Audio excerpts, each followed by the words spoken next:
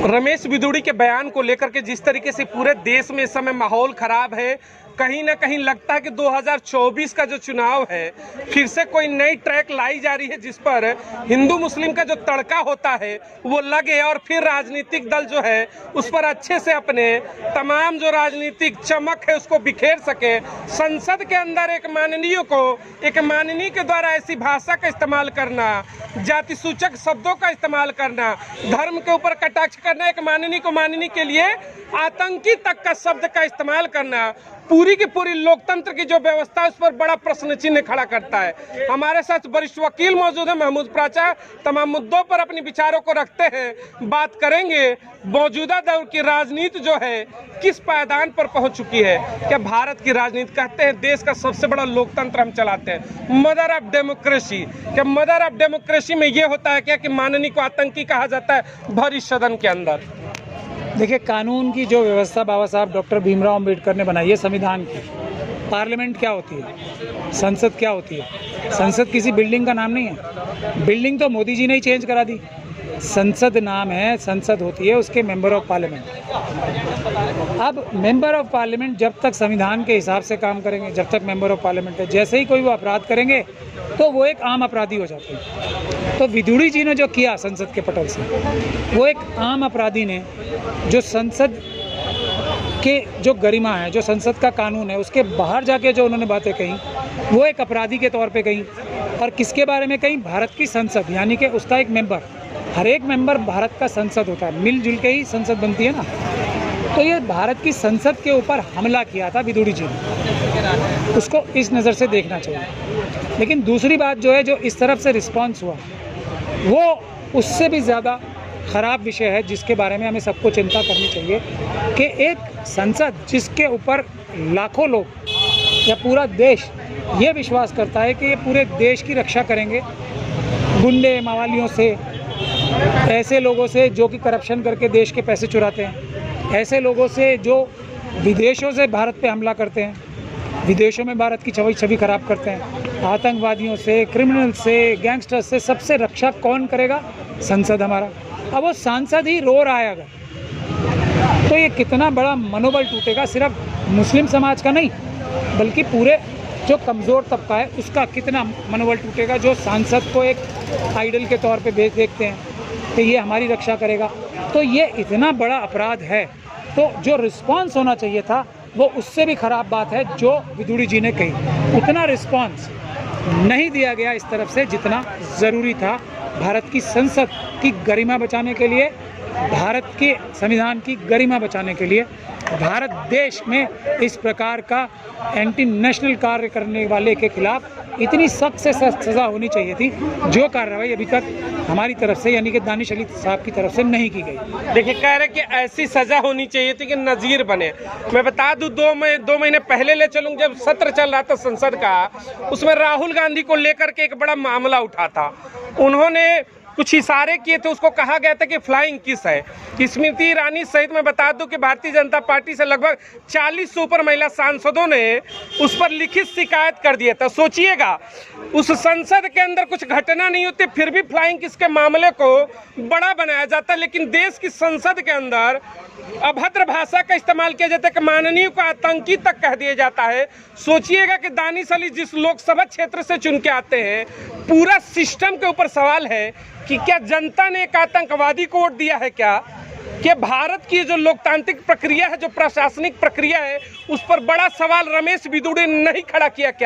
क्या दानिश अली के लोकसभा के क्षेत्र के लोगों ने एक आतंकवादी को वोट किया था? क्या ये बड़ा सवाल है। लेकिन संसद चुप है और साथ में देखिएगा कुछ और लोग हंस रहे थे। और दूसरा सबसे बड़ा सवाल ये उठता है कि देश के वो तमाम जो मुस्लिम समाज के बड़े बड़े धर्मगुरु, बड़े बड़े धर्म के जो ठेकेदार बैठते हैं, कहते हैं कि मुसलमानों के ऊपर अगर आज है तो हम तमाम मुद्दों पर खुलकर बोलते हैं, मदनी जी भी है। क्या आपके सांसद की गरिमा को तार तार किया गया? आपके मुंह से कुछ शब्द निकला क्या? तमाम जो कहते हैं ठेकेदार, हर धर्म के, हिंदू धर्म के भी है, मुस्लिम धर्म के भी है, क्यों आपके समाज के लोगों को अगर बेइज्जत किया जाए तो दो शब्द आप बयान में कह नहीं सकते हो क्या? देखिए, मैं बहुत दिन से ये बात कहता आ रहा हूँ कि मुस्लिम समाज के तो ख़ास तौर पर बहुत सारे लोग, बहुत सारे जो हमारे धर्मगुरु हैं, बड़े बड़े और रिलीजियस और पॉलिटिकल लीडर्स हैं, वो आरएसएस के एजेंट बन चुके हैं। ये बात एकदम साफ है। जब तक हम इस बात को नहीं समझेंगे, हम इस बात का रिएक्शन नहीं दे पाएंगे। तो मेरा दुख और तकलीफ़, जैसे मैंने आपको बताया, कि ना सिर्फ दानिश अली साहब बल्कि उनके जो तमाम समर्थक जो निकल के आ रहे हैं, उनकी जिम्मेदारी भारत के संविधान के प्रति भी है, भारत के कानून के प्रति भी है कि इस प्रकार का करारा जवाब, संवैधानिक और कानूनी जवाब होना चाहिए कि दोबारा कोई रमेश बिधूड़ी बनने की हिम्मत ना करे। राहुल गांधी जी के बारे में 2 बार ये घटना हो चुकी है, इसीलिए आरएसएस और मनुवादियों के हौसले बढ़ते जाते हैं। उनकी संसद सदस्यता छीन ली गई गैरकानूनी तरीके से, कोई रिस्पांस आया मजबूत, तो हौसले बढ़े आरएसएस और बीजेपी के। फिर उनके साथ एक और घटना हुई फ्लाइंग किस वाली, कोई मजबूत जवाब आया इस तरफ से नहीं, तो वाटर टेस्ट कर रहे हैं ना। अब उन्होंने दानिश अली के खिलाफ की है ये हरकत, दानिश अली साहब के खिलाफ जो हरकत की है उससे वो टेस्ट कर रहे हैं वाटर। तो अगर जो लोग देश के संविधान और देश के प्रति वफादार हैं, जिम्मेदार हैं, चिंतित हैं, उन्हें इस तरह का रिस्पांस देना चाहिए मजबूत कि कोई दोबारा जो है रमेश बिधूड़ी बनने की कोशिश ना करे, एक बात। और इसमें सबसे बड़ी जिम्मेदारी है जो लोग इस साजिश का हिस्सा है। रमेश बिधूड़ी तो सिर्फ एक वो थे, फुट सोल्जर थे, जो पीछे बैठे हंस रहे थे, जो नज़र आ रहे थे 2 लोग, और जो उसके अलावा हंस रहे थे, और जो चीफ विप हैं बीजेपी के, उन्होंने क्या एक्शन लिया उनके खिलाफ, तो वो भी साजिश में शामिल हैं। आरएसएस और बीजेपी के सारे सीनियर लीडर्स जो इस बात के लिए जो कोई कानूनी कार्रवाई नहीं कर रहे हैं उनके खिलाफ, वो सब इस साजिश में शामिल हैं। वही तो करवाते हैं, वरना बिधूड़ी जी का कौन सा कोई पर्सनल काम था। देखिए प्रज्वल जी, एक सवाल बन जाता है इस पर। एक बिधूड़ी ने बयान दिया, रमेश बिधूड़ी, संसद में पूरी देश में चर्चा हो गई। ऐसे कितने ही रमेश बिधूड़ी हर गली में है, देश के हर कोने में, हर गांव में, हर गली गुच्चे में है। और ऐसे जो मैं बता दूं पूरे समाज की 22% की संख्या कहते मुस्लिम समाज, ऐसे दंश होते हैं। जब एक माननीय के साथ अगर ऐसे दंश होते तो अंदाजा लगा सकते हैं कि औरों के साथ भी होते होंगे। तो क्या ये कहीं ना कहीं मैसेज तो नहीं है कि हम तो पिंच कर रहे हैं जी, करेंगे? एक कम से कम ऐसा मिसाल जरूर पेश होना चाहिए था, ताकि निचले पायदान वाले भी जो है वो भी डरे कि कानून है क्या वाकई में। वही तो कह रहा हूँ ना, ये सीक्वेंस है, ज़मीन से लेके सांसद तक, ये जो आरएसएस और बीजेपी ने साजिश करके एस्केलेट की है बात, वही बात मैं कह रहा हूँ जो अब आप मुझे सवाल पूछ रहे हैं कि ये अगर हमने इसका भी जवाब नहीं दिया तो उनकी साजिश का पूरी तरह कामयाब हो गई है। तो इसीलिए दानिश अली साहब की जिम्मेदारी है, हमारे मुस्लिम समाज के और जो संविधान चाहने वाले लोगों की सबकी जिम्मेदारी है कि ऐसी इबरतनाक सज़ा कानूनी दिलवाई जाए रमेश बिधूड़ी जी को कि फिर कोई मॉब लिंचिंग करते हुए भी सड़क पे 10 बार सोचे, किसी सब्ज़ी बेचने वाले को तंग करते हुए, मारते पीटते हुए, या किसी दाढ़ी वाले की दाढ़ी नोचते हुए 1000 बार सोचे, किसी शेड्यूल कास्ट व्यक्ति को मोटरसाइकिल पे चढ़ के घूमने से रोकने से पहले कोई 1000 बार सोचे, कोई पेशाब करने जैसी घटना से पहले तो उसके ऊपर हार्ट अटैक आ जाए उसे कि मैं सोच भी कैसे सकता हूँ ऐसी बात।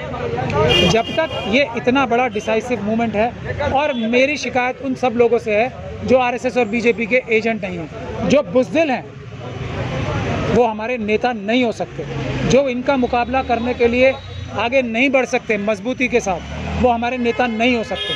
तो ये नेता तो उसी दिन के लिए होता ना जब कोई मुसीबत आए, जो अपने ऊपर आई मुसीबत में धुलमुल रवैया अपनाए, जो रोने लगे, वो नेता होने लायक नहीं है। मैं बहुत दुखी होकर ये बात कह रहा हूँ। आगे बढ़ना चाहिए दानिश अली जी को इस वक्त, और इनको ऐसा सबक सिखाना चाहिए।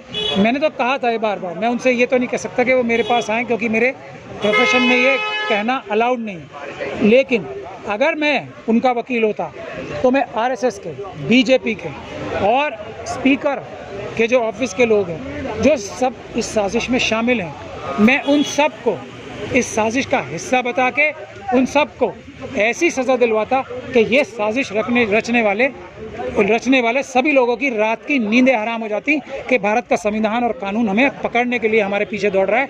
आज से हमें ये सब गंदी घिनौनी देशद्रोह की, देश को तोड़ने की हरकतें बंद करनी पड़ेंगी। चलिए, आज मैंने उन तमाम चीज़ों पर बात किया। रमेश, एक मुद्दा और है। देखिए, लगातार मैं बात कर रहा हूँ, दलित समाज की एक बेटी है doctor Ritu, assistant professor Daulat Ram, उनको भी कहीं ना कहीं जो ठेकेदारी प्रथा की लंबी हम चर्चाएं करते हैं, प्रदर्शन भी होता है, उसके तहत उनको बाहर किया गया।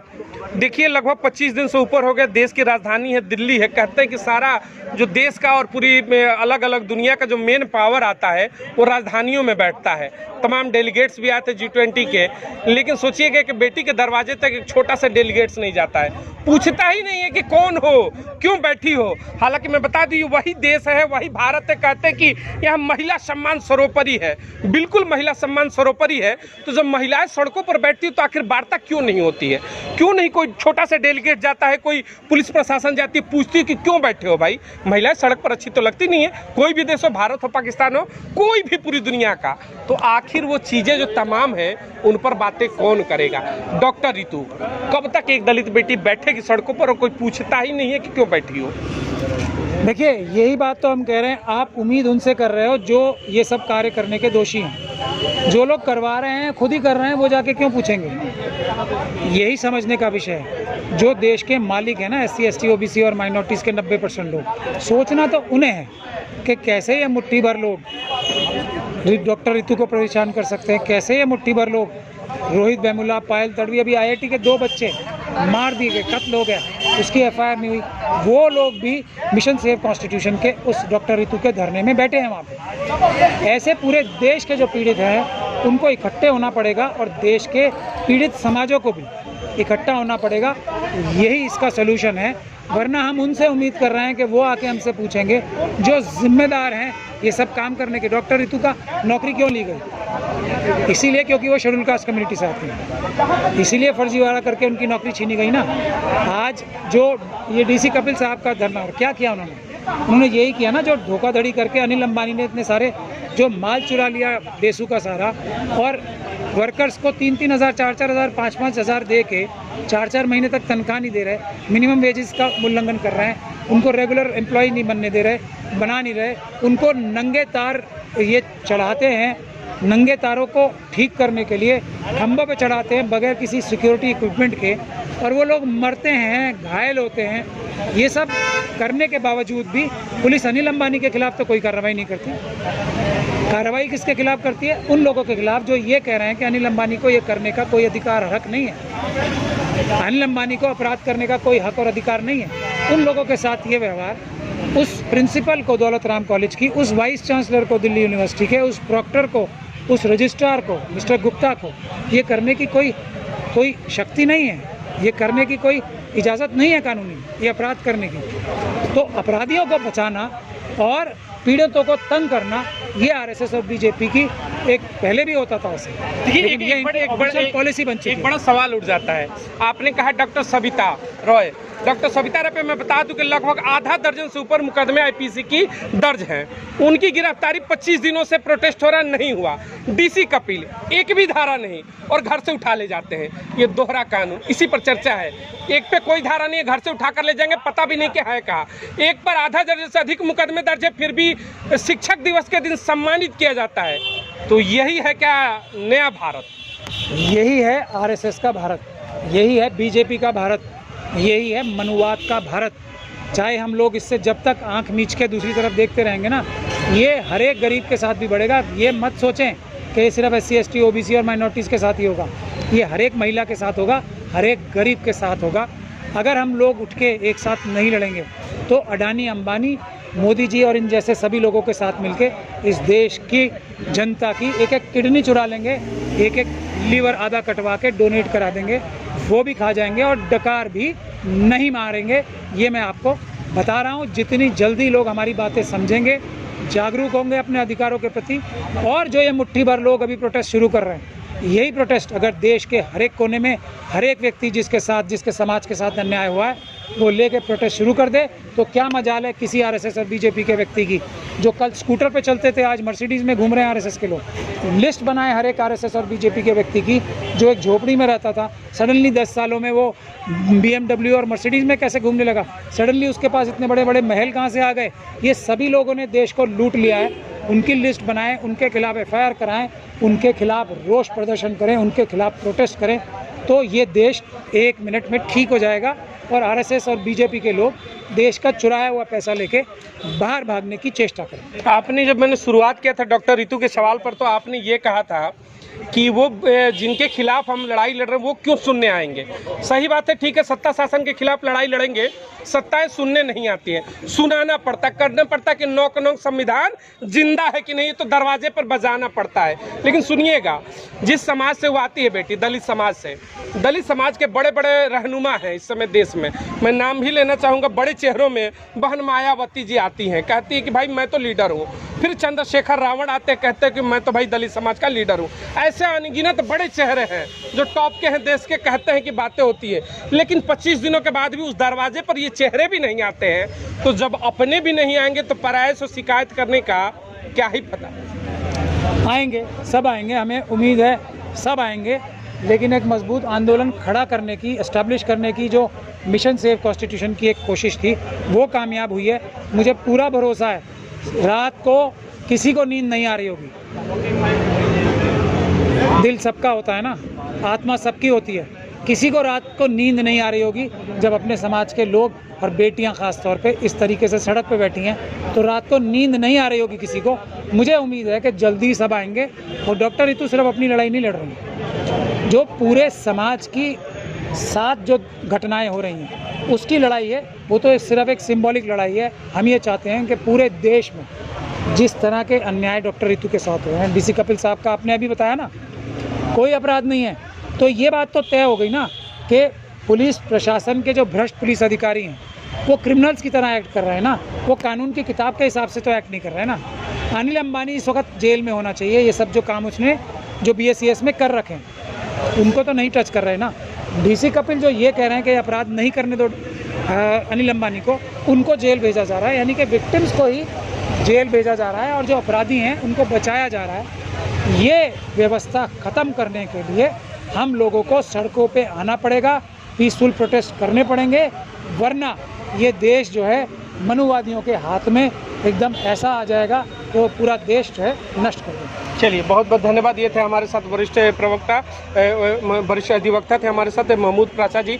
इनसे तमाम मुद्दों पर लेकर हम लोगों ने दिल्ली यूनिवर्सिटी पर भी पहले भी वार्ता की थी। उस प्रोटेस्ट में लगातार इनका समर्थन भी है और उन तमाम लोगों को ये लोग समर्थन करते हैं जो पिछले तबके से होता है, जिसकी कोई नहीं सुनता हो। बिना फीस की मैं बता दूँ, बड़े बड़े मुद्दों को ये लोग सुप्रीम कोर्ट में उन मामलों को उठाते हैं और लड़ते हैं। अभी फिलहाल का जो मामला है डीसी कपिल, जो कि पूरे देश भर में अपना एक मूवमेंट चलाते हैं, ठेकेदारी हटाओ देश बचाओ प्रथा, आज सुबह उनकी भी गिरफ्तारी हो गई थी। उसको लेकर के यहाँ पर कालका जी जो थाना है, यहाँ पर लगातार सुबह से ये लोग बने हुए हैं अपनी मांगों को लेकर।